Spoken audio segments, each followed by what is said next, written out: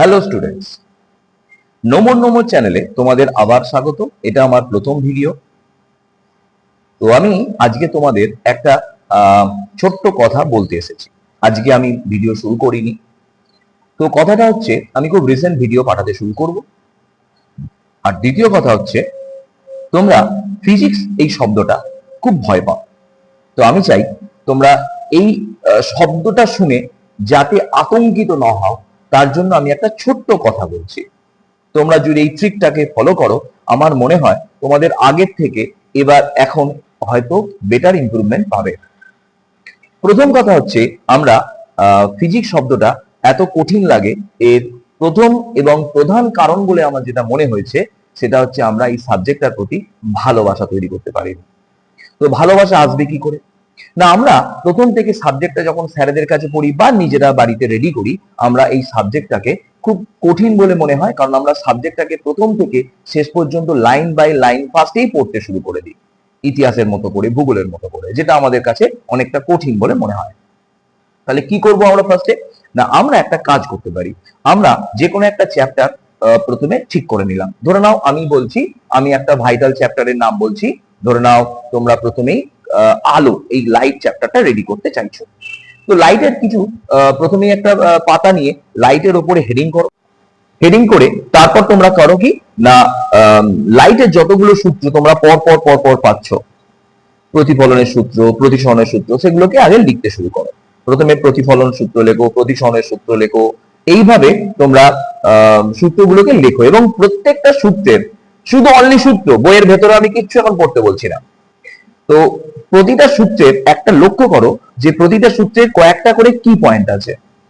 সেই কি পয়েন্ট গুলো যদি আমরা না দিই, আমরা সেখান থেকে আমাদের মার্কসটা কাট অফ হয়ে যাচ্ছে। কিরকম, আমি ছোট্ট করে উদাহরণ দিই।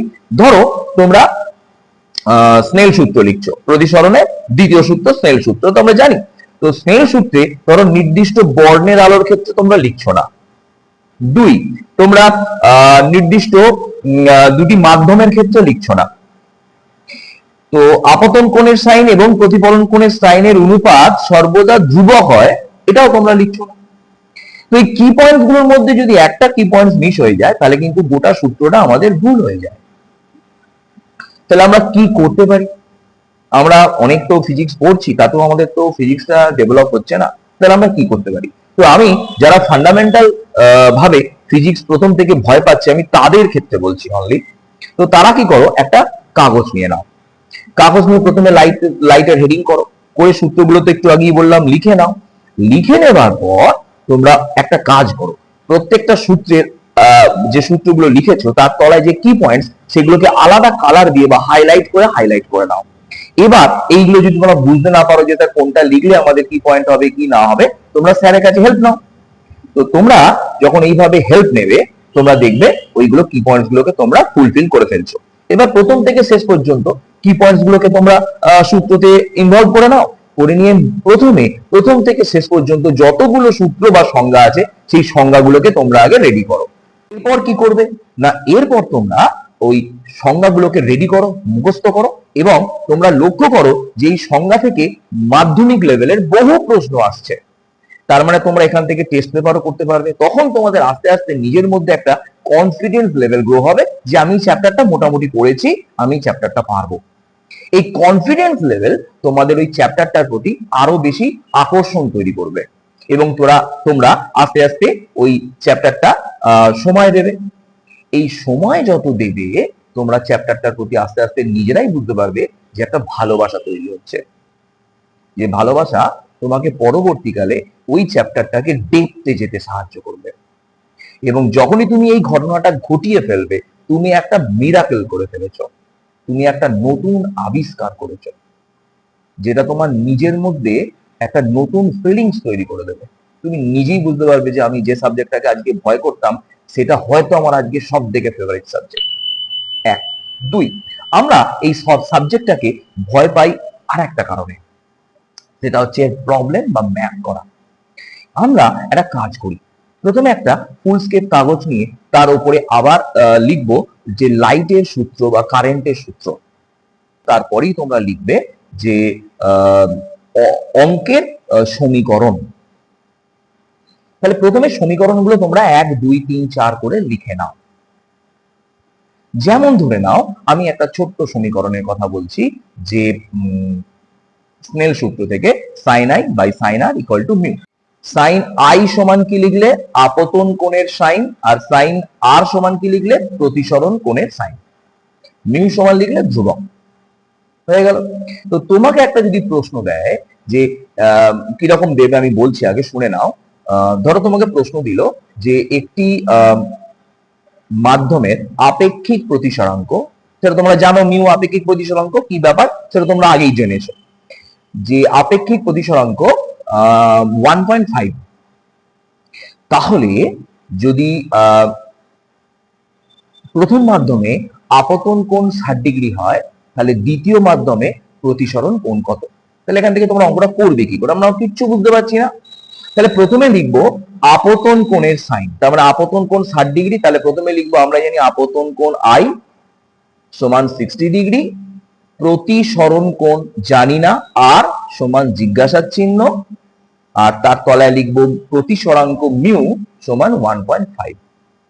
তাহলে লক্ষ্য করো আই আর মিউ, এটা দিয়ে তোমাদের ওই যে সূত্রের চারটা তোমরা তৈরি করেছো, তার মধ্যে কোন চারটা তোমরা পাচ্ছ দেখবে লক্ষ্য করে। তোমরা ওই স্নেলের সূত্রের দ্বিতীয় যে স্নেলের সূত্রের যে সমীকরণটা, ওটাই তোমরা পাবে, অর্থাৎ sin i by sin r equal to mu.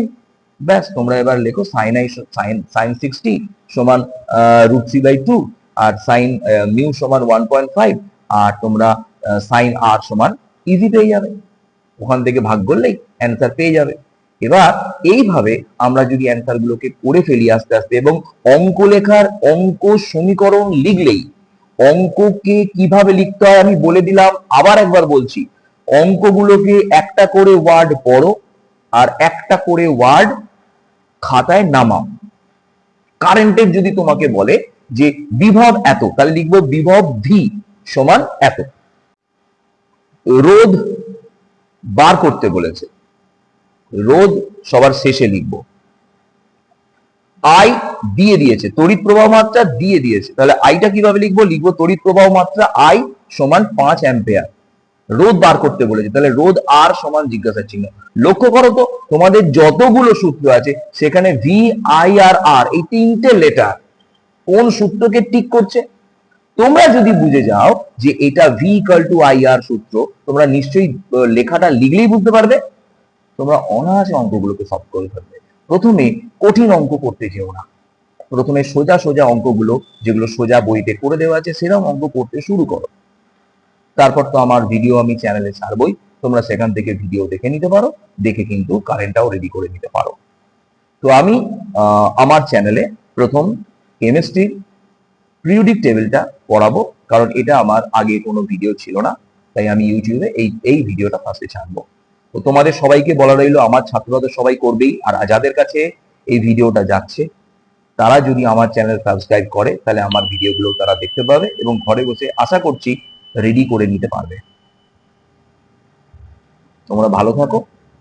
Good morning, good evening and good night.